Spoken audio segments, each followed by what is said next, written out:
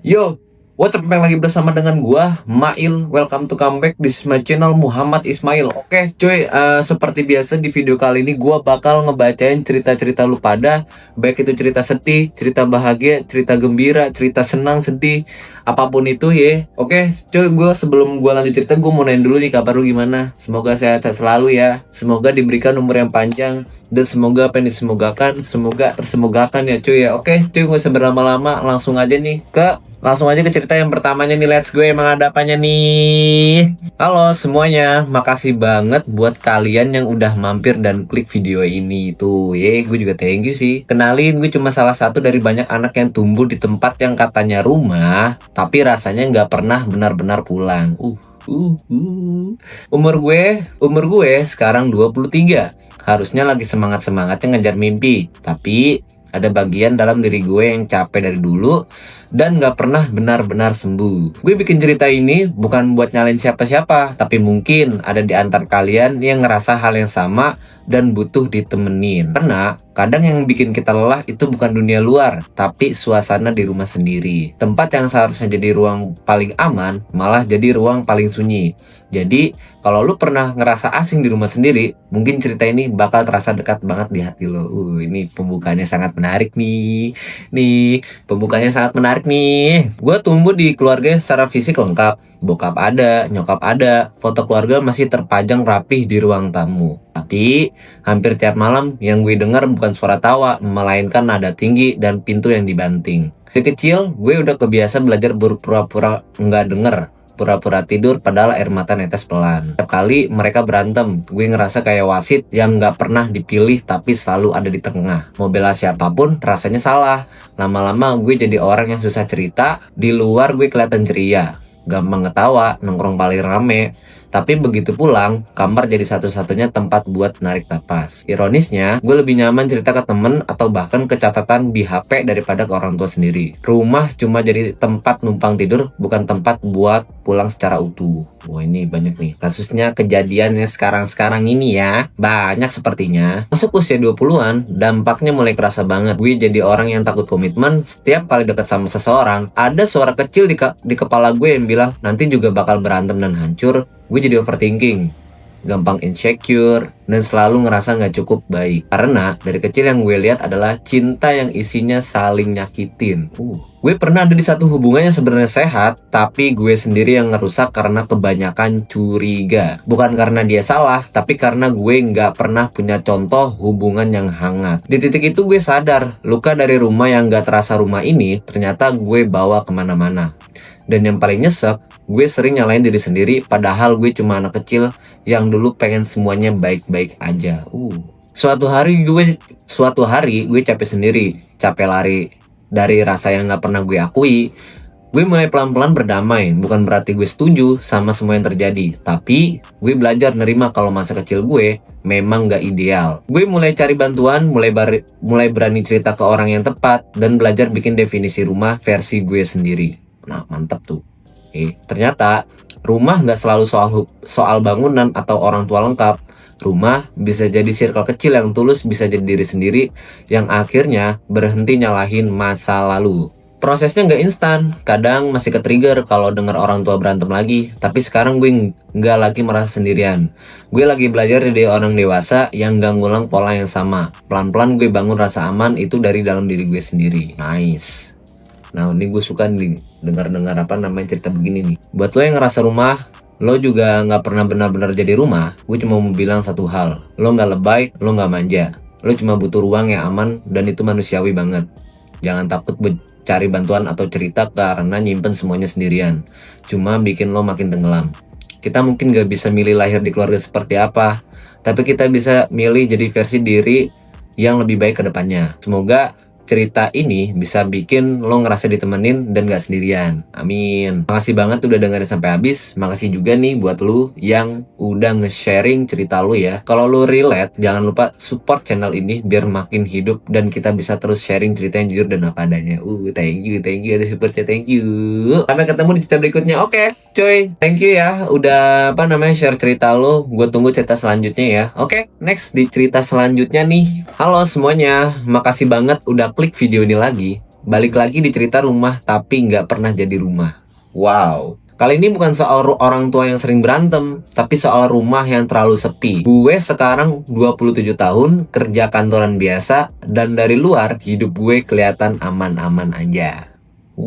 Tapi ada satu bagian dari masa kecil gue yang selalu bikin hati rasanya kosong. Gue tumbuh di rumah yang tenang banget, nggak ada teriak-teriak, nggak ada drama besar. Kedengerannya ideal kan? Bener. Tapi justru karena terlalu tenang, gue nggak pernah ngerasa didengerin. Anjing, semua orang sibuk sama dunianya masing-masing. Jadi, kalau lu pernah ngerasa tinggal bareng keluarga tapi rasanya kayak ngekos sendirian, mungkin cerita ini bakal relate banget sama hidup lo. Kayak gue banget gitu, makanya gue ngekos gitu. Orang tua gue dua-duanya kerja dari pagi sampai malam. Mereka tipe pekerja keras yang percaya kalau cinta itu dibuktiin lewat fasilitas. Semua kebutuhan gue ada, bahkan lebih. Sekolah bagus, gadget terbaru, uang jajan aman. Tapi setiap gue pengen cerita soal hari ini, soal hari gue, jawabannya cuma nanti ya, lagi capek. Lama-lama gue berhenti nyoba. Di meja makan kita duduk bareng tapi sibuk sama HP masing-masing. Gak ada obrolan yang dalam, gak ada tanya kabar yang tulus. Kalau nilai gue bagus, mereka cuma bilang, ya memang harusnya begitu. Kalau jelek, baru dipanggil panjang lebar. Jadi gue tumbuh jadi anak yang ngejar validasi lewat prestasi. Karena itu satu-satunya cara biar diperhatiin. Rumah gue lengkap, nyaman, estetik, bahkan tapi rasanya kayak ruang tunggu. Bukan tempat buat cerita tanpa takut diabaikan. Masuk di usia 20-an, efeknya makin kerasa. Gue jadi orang yang haus perhatian tapi gengsi ngakuinya. Di pertemanan gue selalu jadi yang paling inisiatif, paling takut ditinggal. Dalam hubungan, gue gampang ngerasa nggak aman kalau chat nggak dibales cepet. Bukan karena pasangan gue salah, tapi karena dari kecil gue udah kebiasa ngerasa nggak prioritas. Ada momen dimana gue sadar ternyata yang gue cari dari orang lain itu cuma satu, didengerin. Sesederhana itu, gue pernah duduk di kamar mikir kenapa rumah yang isinya keluarga kandung malah bikin gue ngerasa sendirian. Di situ gue paham, luka nggak selalu datang dari bentakan, kadang luka datang dari diam yang terlalu lama dan obrolan yang nggak pernah terjadi dari pelukan yang jarang banget dikasih. Titik balik gue datang waktu gue berani ngomong jujur ke orang tua. Awalnya awkward banget, karena kita nggak pernah terbiasa ngobrol dari hati ke hati. Tapi gue capek terus-terusan ngerasa kosong. Gue bilang kalau selama ini gue nggak butuh barang mahal. Gue cuma butuh waktu mereka. Responnya nggak langsung berubah dramatis, tapi pelan-pelan ada usaha. Sekarang minimal seminggu sekali kita makan bareng tanpa HP. Kedengarannya simple, tapi buat gue itu besar banget. Gue juga belajar nggak lagi nyari pengakuan dari semua orang. Gue lagi proses bikin rumah versi gue sendiri, entah itu lewat pertemanan yang hangat, atau lewat cara gue memperlakukan diri sendiri. Ternyata, rumah itu bisa dibangun ulang meski pondasi awalnya terasa rapuh dan dingin. Buat lo yang ngerasa hidup di rumah yang sepi padahal orangnya lengkap, please, kalau perasaan lo valid, lo nggak kurang bersyukur. Lo cuma butuh koneksi yang nyata, jangan takut buat mulai obrolan duluan, atau kalau perlu cari ruang aman di luar sana yang lebih sehat. Kadang keluarga juga sama-sama lagi belajar, cuma nggak ada yang mulai duluan. Thank you banget. Sampai ketemu di cerita selanjutnya. Thank you juga ya buat lu yang udah nge-share cerita lu. Dan gue tunggu di cerita berikutnya. Oke? Next. Cerita selanjutnya nih ada apanya nih karena saking banyaknya gitu loh. Halo, kenalin gue cuma seseorang di umur 25 yang akhir-akhir ini sering ngerasa hidup kayak lagi ditinggal kereta. Makasih banget sebelumnya karena lo udah mau dengerin cerita ini. Jujur, gak pernah nyangka bakal ada di fase dimana buka Instagram aja bisa bikin dada sesek. Timeline isinya teman-teman yang udah lulus S2, kerja di perusahaan keren, ada yang nikah, ada yang buka bisnis, bahkan ada yang bisa beliin orang tuanya rumah. Sementara gue masih di kamar yang sama dari zaman SMA. Kerja kontrak yang tiap 6 bulan bikin deg-degan. Dan tabungan yang numpang lewat doang. Kadang gue mikir, apa gue kurang usaha atau emang jalannya aja beda. Tapi makin kesini rasanya bukan cuma soal pencapaian, tapi soal kepercayaan diri yang pelan-pelan ikut luntur.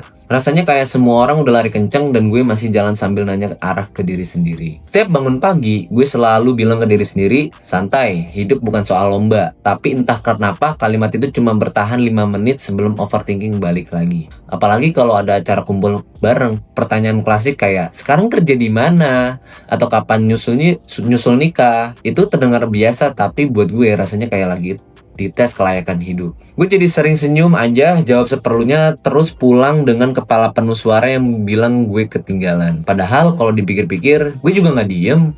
Gue kerja, gue belajar hal baru, gue pernah gagal, bangkit lagi, jatuh lagi. Cuma ya, itu progres gue gak secepat yang lain. Dan di era serba cepat ini, lambat tuh rasanya kayak dosa. Gue capek ngerasa harus ngejar sesuatu yang bahkan gue sendiri belum yakin itu bener-bener gue. Atau cuma karena takut dianggap gagal.